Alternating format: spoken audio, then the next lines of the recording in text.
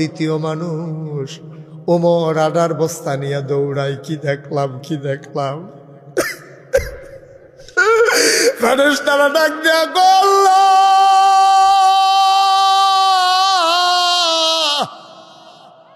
এটা কি মানুষ তুমি বানাইছো? অর্ধ পৃথিবীর প্রেসিডেন্ট আটার বস্তা নিয়ে দৌড়ায়, এটা কেমন মানুষ বানাইছো? ওমর দৌড়ায়, চোখ বেয়ে বেয়ে পানি পড়ে, ঘাড় বেয়ে বেয়ে ঘাম পড়ে। দরজায় গিয়ে দাঁড়ালেন, ওই ছেঁড়া তাঁবুর দরজায় গিয়ে দাঁড়ালেন, সালাম দিলেন, আসসালামু আলাইকুম। ভেতর থেকে মহিলা কণ্ঠ ভেসে আসলো, ওয়ালাইকুম আসসালাম রাহমাতুল্লাহ। কে রে? কে কে কে? দরজায় দাঁড়াইয়া সালাম দেয়। ওমর ডাক দেখা, আম্মা আপনি আমাকে চিনবেন না, দয়া করে একটু দরজাটা খুলেন। মহিলা মনে করেছে নিশ্চয়ই মরুভূমির কোনো পথিক খিদার জ্বালায় বোধহয় খাবারের জন্য এসেছে। মহিলা ডাক দেয়া কয়, কে? আমারে আম্মা ডাকে। আমারে আম্মা ডাইকো না, আমি আম্মা হওয়ার উপযুক্ত না। যেই ছেলে আমি পেটে ধরছি, যেই ছেলে আমি জন্ম দিছি, 3 দিন হয় ওই 2 ছেলের মুখে আমি খাবার দিতে পারি না। আমি কিসের মা? আমি কিসের মা? আমি মা না, আমারে তোমরা মা ডাইকো না, আমি মা হওয়ার উপযুক্ত না। ওমর ডাক দেয়া কয়, আম্মা আমার খাবার লাগবে না গো আম্মা, দয়া করে দরজা খুলে দেখো কে দাঁড়িয়ে আছে। এবার মহিলা দরজা খুলে দিলেন। পৌর একটা মানুষ, আধা কাঁচা আধা পাকা দাড়ি মুখে, লোকটা ঘামতেছে, মাথায় একটা বস্তা। জিজ্ঞেস করে, কে তুমি বাবা? কয়, মা আমারে চিনবেন না, এই এলাকায় আমার বাড়ি। আমি শুনেছি আপনার বাচ্চারা খায় নাই, সামান্য কিছু আটা ছিল, নিয়ে এসেছি, অনুমতি দেন ভেতরে ঢুকি। মহিলা কয়, আসো ভেতরে আসো। আম্মা ধরে একটু বস্তাটা নামান। বস্তা নামানো হলো। ওমর তাকাইয়া দেখে চুলার আগুনটা নিভে গেছে। ওমর ডাক দেখা, আম্মা ও আম্মা তাড়াতাড়ি করেন, একটু আটা গুলে আপনি 2টা রুটি বানান। এই ফাঁকে আমি ফু দিয়া নিভে যাওয়া আগুনটা ধরাই দে।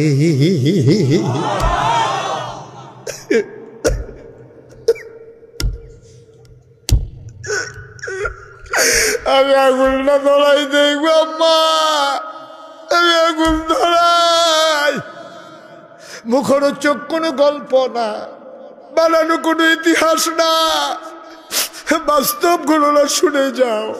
অর্ধ পৃথিবীর প্রেসিডেন্ট, যেই ব্যাপারে, যেই মানুষটার ব্যাপারে নবী বলেছে আমার পরে নবী নাই, যদি আমার পরে নবী হইতো তুই ওমর নবী হইতি।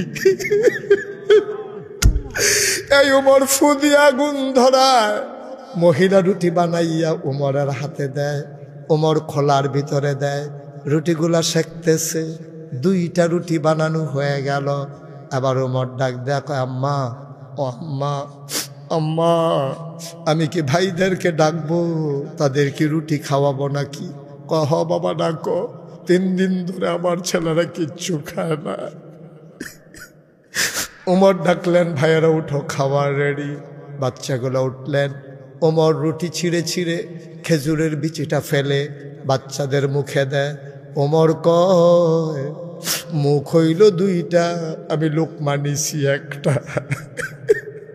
আমি 1 হাতে রুটি নিছি, 2টা মুখ কারাকারি লেগে গেছে খাওয়ার জন্যে।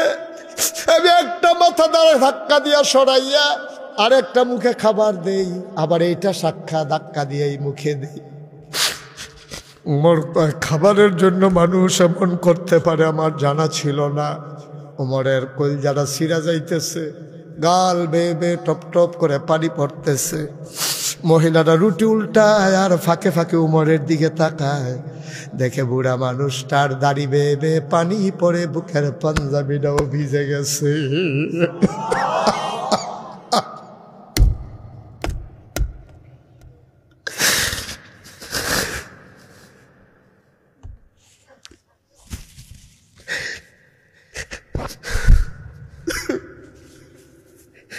মহিলাটা কয়, বাবা কে তুমি? আমি চিনলাম না, তুমি কে? আমি চিনি না তোমার মতো মানুষ থাকতে উমর খলিফা হয় কেমনে? মক্কা মদিনার মানুষ কি তোমারে চিনে না? তোমার মতো মানুষ থাকতে উমর আবার খলিফা হয় কেমনে? তোমারে কি তারা চিনে না? তোমারে তারা খলিফা বানাইতে পারলো না। উমর কয় আম্মা থাক, এইসব কথা বাদ দেন, আপনিও একটা রুটি খান। বললে কয় না বাবা, আমি খাবো না, আমার দিও না। সকালবেলা বাচ্চাগুলো খাবারের জন্য কানবে, আমি বয়স্ক মানুষ, আমার তো খাবার লাগবে না, কোনো মতে রাত কাটিয়ে দেব।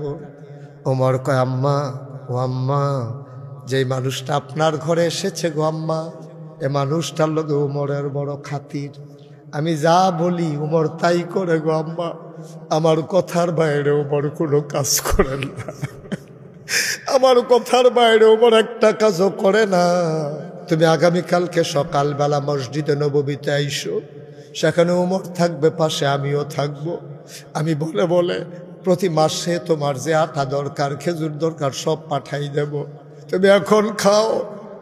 ওমর কানতে কানতে ঘরে গেলেন, আর ঘুমাইতে পারলেন না।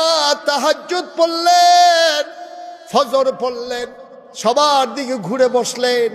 সবাই ভয় পেয়ে গেলেন। উমরের চোখ দুইটা লাল লাল, চুলগুলো তার উস্কো খুস্কো, দাড়িগুলো তার এলোমেলো। সারা রাত উমর ঘুমাইতে পারেন নাই। সবার চিন্তা হলো খলিফা কি অসুস্থ হয়ে গেলেন নাকি? ডাক দেয়া উমর, আপনি